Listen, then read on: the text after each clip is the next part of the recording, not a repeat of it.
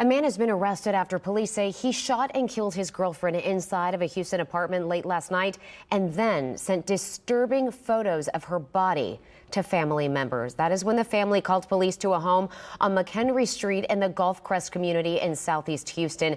HPD SWAT found Lzette King inside, dead from a gunshot wound.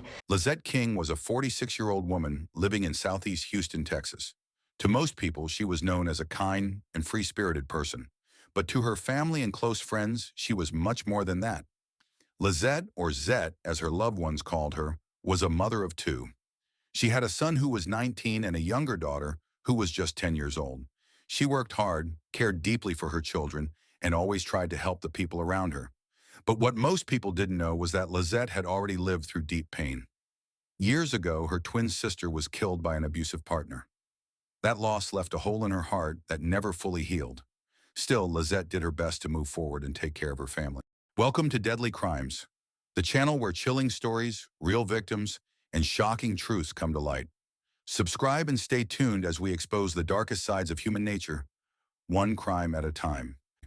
Years later, she began a relationship with a man named Michael Ellis. Michael was a little older than Lzette, and at first things may have seemed okay. But over time, their relationship became toxic and dangerous. Lzette's family said there were many arguments, and Michael had a history of violence. He had even pulled a gun on Lzette before. Michael also had serious mental health issues.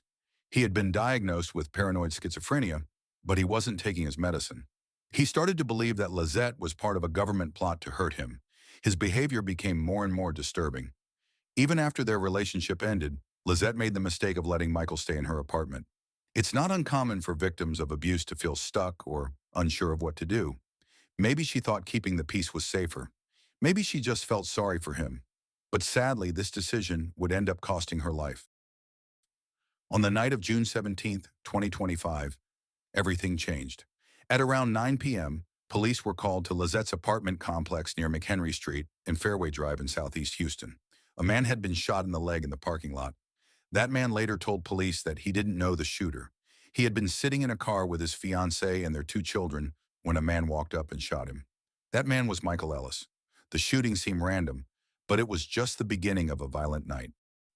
About an hour later, at 11:20 p.m., Michael Ellis returned to the apartment he shared with Lzette. What happened next was terrifying. Michael shot Lzette multiple times inside the apartment. She was left on the floor, unresponsive. But the horror didn't stop there. After the shooting, Michael used his phone to take pictures of Lzette's body. He then sent those graphic photos to several people, including his own sister and members of Lzette's family. He even used Lzette's phone to answer calls and send cruel messages.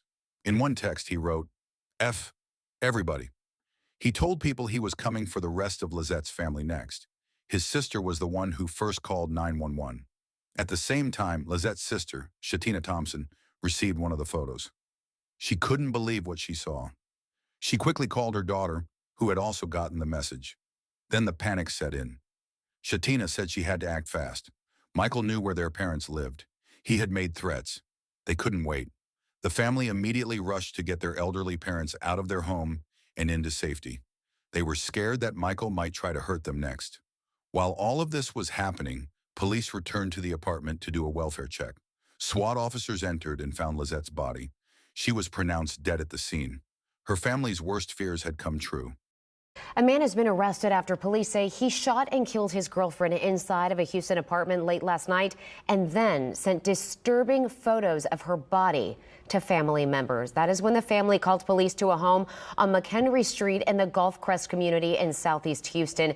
HPD SWAT found Lzette King inside, dead from a gunshot wound.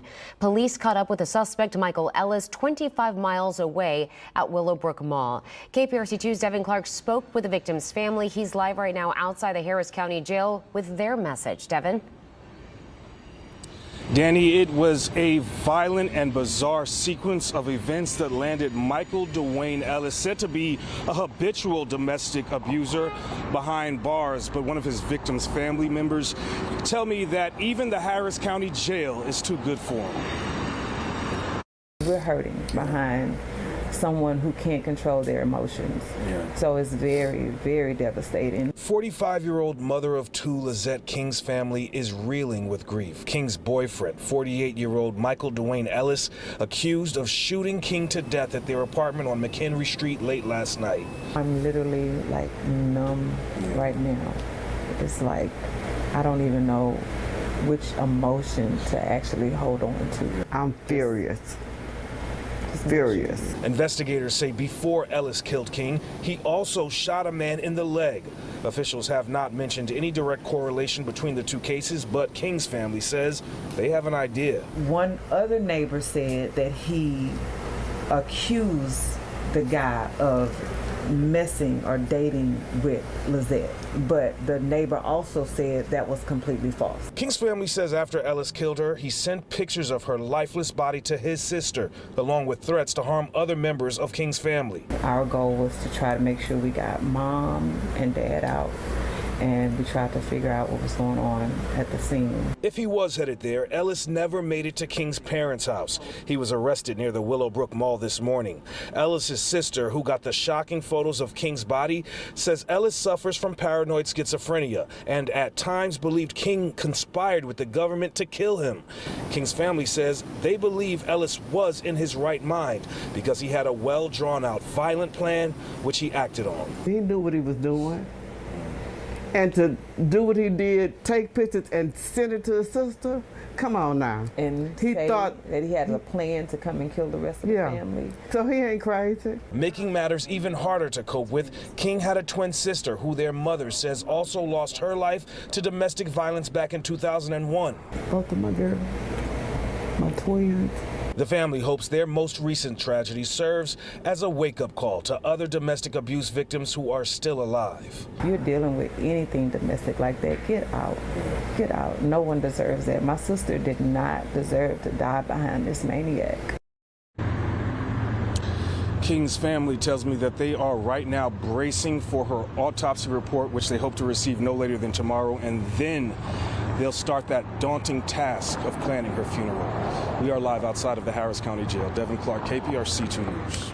Meanwhile, Michael Ellis was on the run, but he didn't stay missing for long.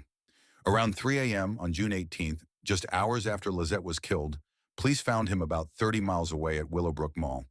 He was sitting in his car in the parking lot. Officers arrested him without any trouble. He didn't fight. He didn't resist.